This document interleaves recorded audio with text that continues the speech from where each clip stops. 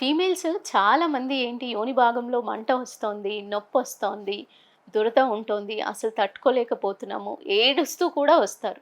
So, ఈ 12 ఇది ఎక్కువ ఎవరిలో చూస్తాము అంటే, ఎక్కువ ఈ ప్రాబ్లమ్ ఉండేదేంటి అంటే, 12 సంవత్సరాల నుంచి 60 సంవత్సరాల వయసులో ఉండే వాళ్ళు కూడా ఎక్కువగా ఈ సమస్యతో బాధపడుతూ ఉంటారు. కానీ ఈ సమస్య చెప్పుకోలేకపోతున్నాము అని చెప్పి ఒక ఎల్డర్ ఏజ్ గ్రూప్‌లో ఎక్కువగా అంటే 50 సంవత్సరాల నుంచి 60 సంవత్సరాల వయసులో చాలామంది తట్టుకునే స్థితికి అంటే చాలా ఎక్కువ వాపుతో రావడం జరుగుతుంది. వీళ్ళేంటి ఈ సమస్యతో బాధపడుతున్నప్పుడు మీరు భయపడకుండా మీరు ఓపెన్‌గా చెప్పినప్పుడే మీకు దాని ద్వారా ట్రీట్మెంట్ లేదు మీరు కన్సర్న్ ఒక డాక్టర్‌ని దగ్గరలో ఉన్న డాక్టర్‌ని సంప్రదించినట్టయితే మీకసలు ఏం ప్రాబ్లమ్ ఉంది? మెనోపాజ్ అటైన్ అవ్వడం వల్ల డ్రైనెస్ వల్ల వస్తుందా? లేదా అక్కడ ఉండే హెయిర్ ఫాలికల్ కానియండి, గ్లాండ్స్ వల్ల కానియండి, ఇన్ఫెక్షన్ ఏమన్నా ఉందా? అనేది క్లియర్ కట్‌గా ఎగ్జామినేషన్ చేసి చెప్పడం జరుగుతుంది. సో, మీది చెప్పుకోకుండా లోపలే బాధపడినట్టయితే చాలా పెద్ద సమస్యగా ఏర్పడి అంటే చీము పట్టేసి దాని ద్వారా చీము పట్టినట్టయితే ఒక్కోసారి ఏంటి ఆపరేషన్ వరకు వెళ్ళాల్సిన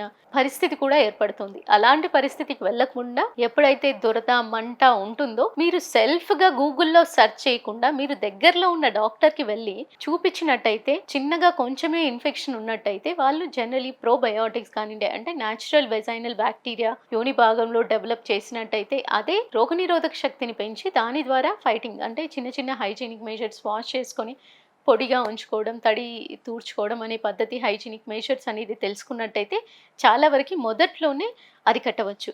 అదే విధంగా మీరు చెప్పుకోలేక దాని సమస్య పెంచుకున్నప్పుడు అంటే వాపు పెరిగి బాగా మంటగా ఏర్పడి మూత్రం వెళ్ళడం కూడా పెద్ద సమస్యగా ఏర్పడి అంటే మంటతో కొంతమంది చాలా ఏడుస్తూ నా వల్ల కావట్లేదు ఏం చెయ్యాలి అసలు కూర్చోలేకపోతున్నాను యూరిన్‌కి వెళ్ళలేకపోతున్నాను ఏం చెయ్యాలి అనే సమస్యతో అంటే వాపు ద్వారా కూడా వాళ్ళు చాలా పెద్ద సమస్యతో వస్తారు.